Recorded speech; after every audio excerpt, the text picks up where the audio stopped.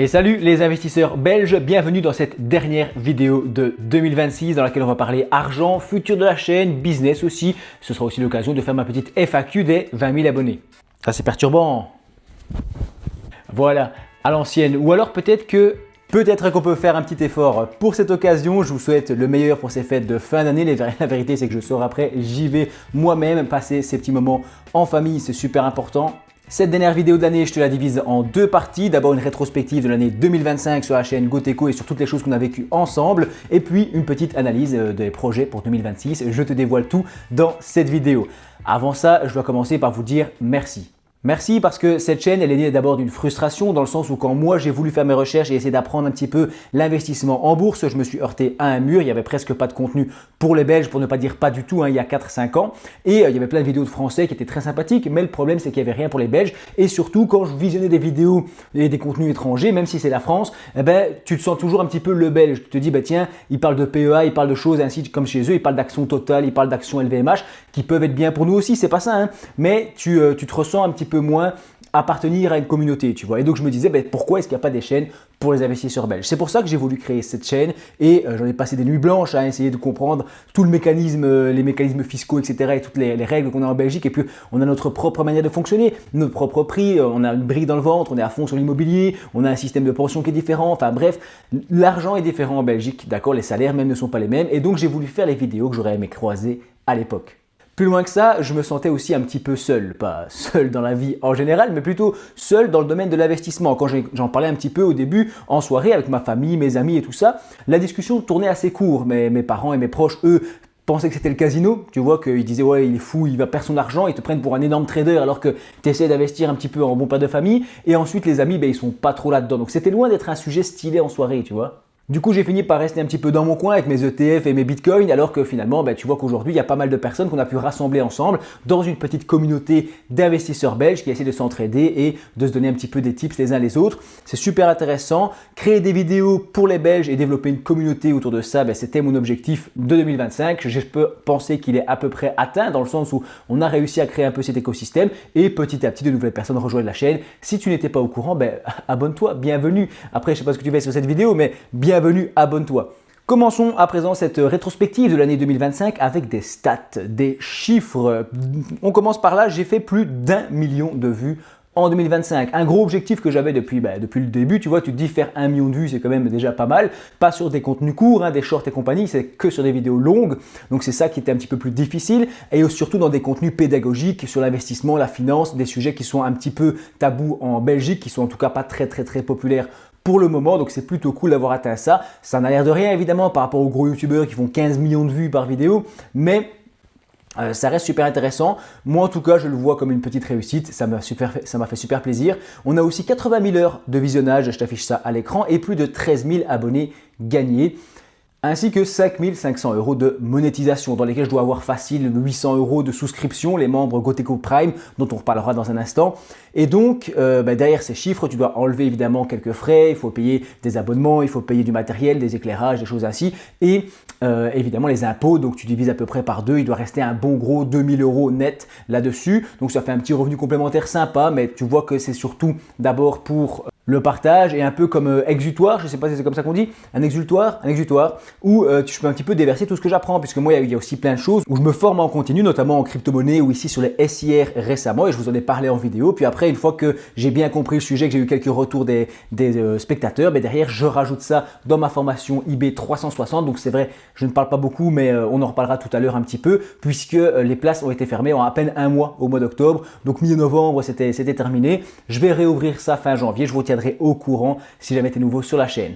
Je pourrais faire des vidéos beaucoup plus trash, tu vois, et essayer de gratter beaucoup plus de vues et jouer là-dessus, mais j'essaie de rester principalement dans du contenu pédagogique. Moi, les youtubeurs que je préfère, c'est ceux dans lesquels j'ai confiance, où je sais que chaque vidéo que je vais voir, je vais apprendre un truc nouveau, je vais avoir un truc à raconter, ou je vais avoir quelque chose que je dis, tiens, ça c'est cool, ah ouais, ça c'est une réflexion à laquelle j'avais pas pensé. Tu vois, c'est ce genre de contenu que j'aime bien et c'est ce que j'essaye de faire. Dites-moi si ça marche en commentaire, le fait de se dire, tiens, j'ai vu une vidéo Goteco et même si je connaissais un peu le sujet, que j'avais déjà entendu parler de cette action, que j'avais déjà fait mon analyse ou de cet ETF ou de ce genre de débat, eh bien j'ai quand même appris un petit truc, je dis tiens, ça, il y a une petite phrase, il y a un truc qui a débloqué quelque chose.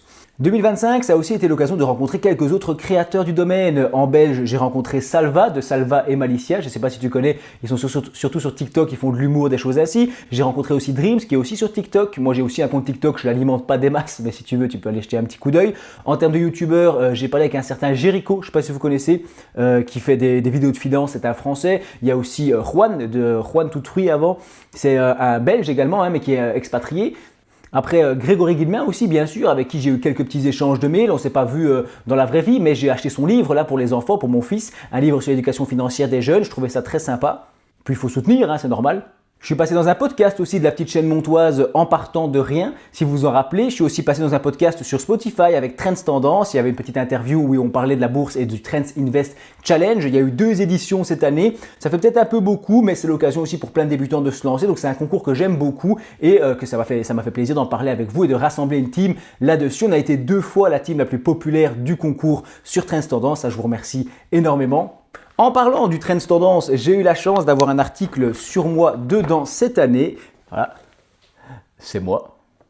Franchement, ça n'a l'air de rien, mais je me dis c'est un magazine que moi je feuilletais beaucoup quand j'étais jeune, puisque mon père, qui, comme tous les pères, passait sa vie aux toilettes, avait tout plein de magazines, et notamment beaucoup le Trends Tendance. Et donc moi, en fils modèle, je passais énormément de temps aux toilettes aussi. Je ne sais pas si c'est un truc d'homme, et je lisais les magazines du Trends Tendance. Donc ici, paraître dedans, c'était pour moi une vraie symbolique. Dans les autres créateurs, il y avait aussi Barnabé Invest, si tu connais, j'avais discuté pas mal avec lui, on avait fait une petite interview ensemble, un petit podcast, c'était sympathique. Sur la chaîne, j'ai aussi pris le temps un petit peu d'améliorer le système des playlists avec une playlist spéciale investissement en bourse en Belgique, une playlist spéciale où je mets toutes mes analyses d'ETF, d'actions, ce genre de choses, une autre playlist avec les économies, les news et tout ce qui concerne la Belgique, tu vois, sur le pouvoir d'achat, la taxe des plus-values, ces trucs-là, où j'explique un petit peu des news, un format un peu plus actu, tu vois ce que je veux dire. Et enfin, j'ai créé récemment, en fin d'année, la playlist Goteco Business. C'est un sujet qui me tient à cœur puisque c'est mon métier de base. Je fais passer le fameux certificat de gestion qui, depuis octobre 2025, n'est plus obligatoire pour toute une série de métiers. Mais ça reste, je pense, super important et super intéressant d'avoir quelques cours de comptabilité, marketing, comment faire un business plan, un plan financier, quand passer chez le notaire, être indépendant, société, tout ça. Donc c'est un domaine qui m'intéresse beaucoup et j'ai fait quelques sondages sur la chaîne et il s'avère que y a pas mal d'investisseurs en bourse qui sont aussi entrepreneurs ou qui s'intéressent à ça ou qui voudraient développer un business, un revenu complémentaire. Il y a de plus en plus de personnes en Belgique qui font ça, chacun un petit peu à sa manière. Je connais une fille par exemple qui bosse à un Intermarché et à côté elle fait les ongles, tu vois, elle va à domicile et tout ça faire ça. Bref, c'est la nouvelle playlist et comme je le disais, tu peux passer un petit peu de l'un à l'autre. J'ai l'impression que c'est fort complémentaire. Quelqu'un qui va créer un business pour ensuite pouvoir investir plus puisqu'il va gagner plus d'argent et inversement, quelqu'un qui a un business, qui a une activité indépendante, qui essaye d'avoir un peu plus d'argent de côté, va s'intéresser, je pense, naturellement à l'investissement et se dire comment faire fructifier son patrimoine puisque il y a plusieurs axes en fait. D'abord, on a le salariat, on a un salaire de base. Ensuite, qui va faire monter un petit peu notre richesse. Derrière, on va avoir le patrimoine qui lui stagne. Il ne se passe rien chez les gens normaux. Ils ont leur patrimoine sur un compte épargne qui n'évolue pas et qui ne suit pas l'inflation. Et donc, on a juste le salaire qui monte et des économies, mais derrière, le patrimoine, lui, n'évolue pas. Et faire de l'investissement permet de faire gonfler ce patrimoine et de le faire travailler aussi. Donc on a un double effet où on gagne avec son salaire et on gagne aussi avec son patrimoine. Notre argent travaille à notre place. Même si, comme d'habitude, aucun rendement garanti, investir comporte des risques de perte en capital. Je ne vais pas faire mes disclaimers habituels, n'est-ce pas ? Et je vais en profiter pour vous reparler des souscriptions. Donc les souscriptions, c'est quoi? C'est un système qui permet sur YouTube d'avoir une sorte de sub, de soutenir un créateur en faisant des petites donations. Sauf que en échange, tu reçois de cet abonnement des cadeaux et des avantages que le créateur peut te donner. Et du coup, ceux qui me suivent en abonné Goteco Prime ont accès en avance aux vidéos de la chaîne. Et certains me posaient la question, mais en fait, toutes ces vidéos sont destinées à sortir gratuitement. Le truc, c'est que comme je suis père de famille et que j'ai un travail à côté, moi, j'ai un travail principal, même YouTube est à côté plutôt. En fait, il faut que je trouve le temps de faire des vidéos. Donc ici, par exemple, ce soir, j'en fais 2-3. C'est ma dernière vidéo. Et après, de toute façon, je vais la monter et ce sera la dernière de 2026 d'ailleurs.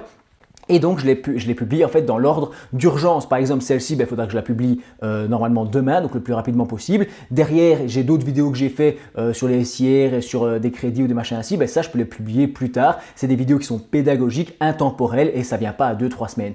Et je ne vais pas publier 5 vidéos demain, ce serait ridicule. Je l'ai déjà fait par erreur, j'ai raté mon planning et il y avait eu 3 vidéos le même jour. Il y en a une qui a fait des vues, les 2 autres sont passées un peu inaperçues parce que c'est normal, tu ne sais pas de taper 3 vidéos du même créateur le même jour et puis même, elles sont sont mal proposées, donc ça n'a pas de sens, tu vois.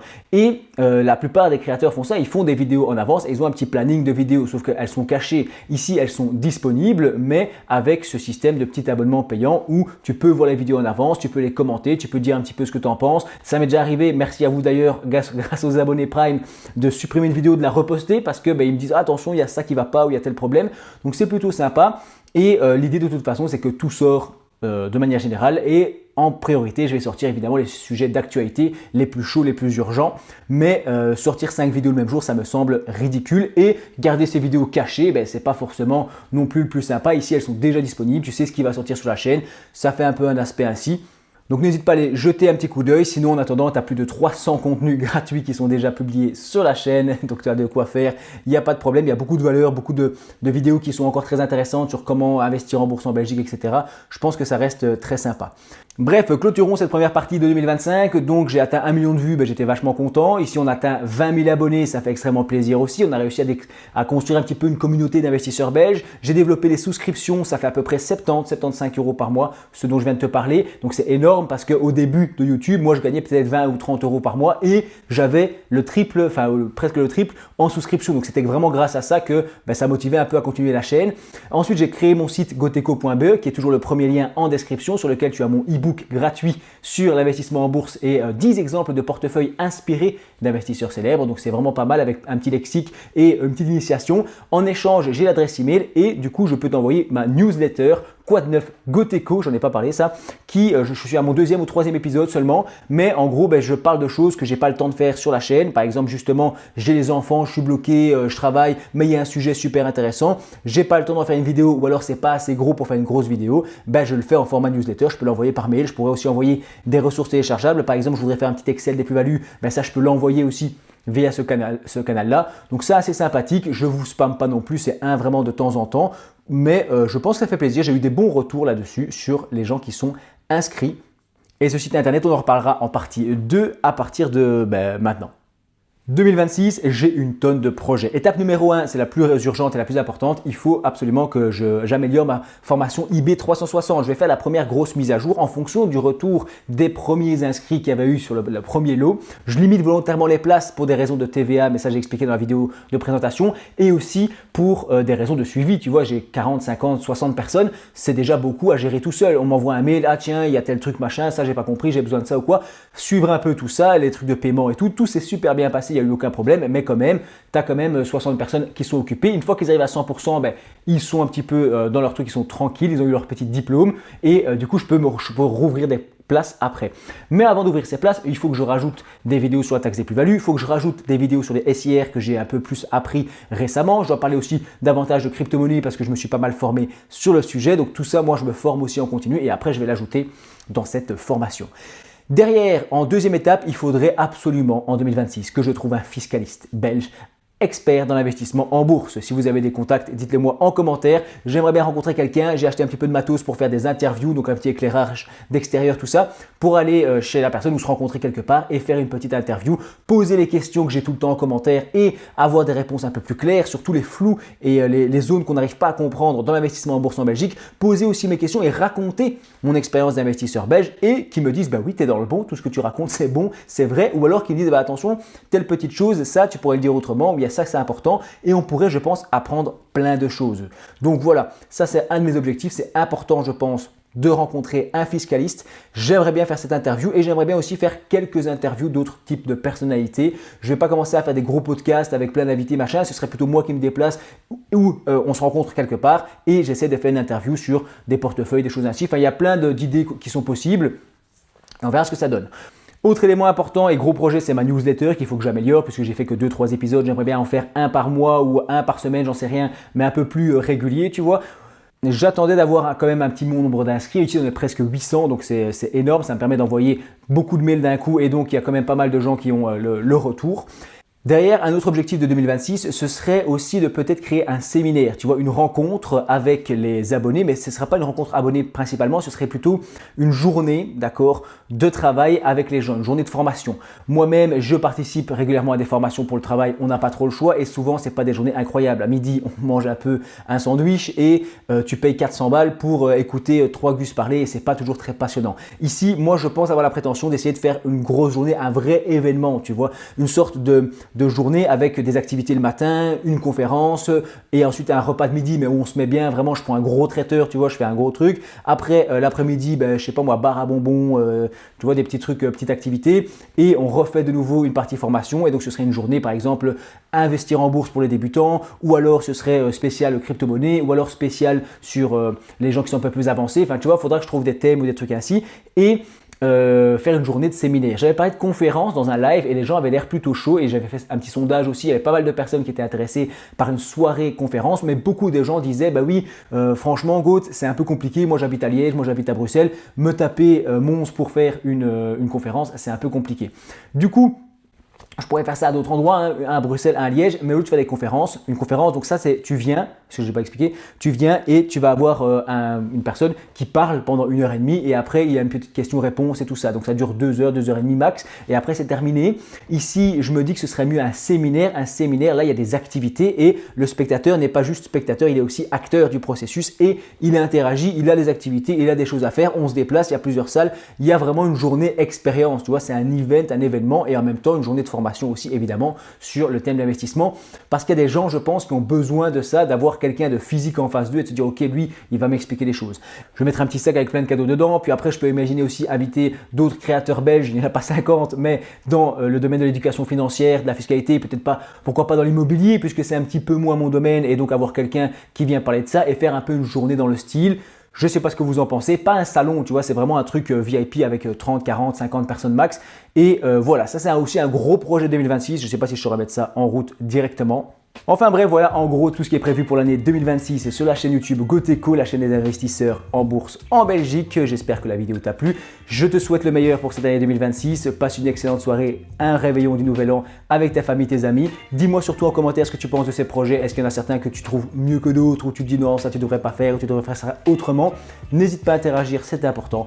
Je te dis merci d'avoir regardé cette dernière vidéo et toutes les autres jusqu'au bout.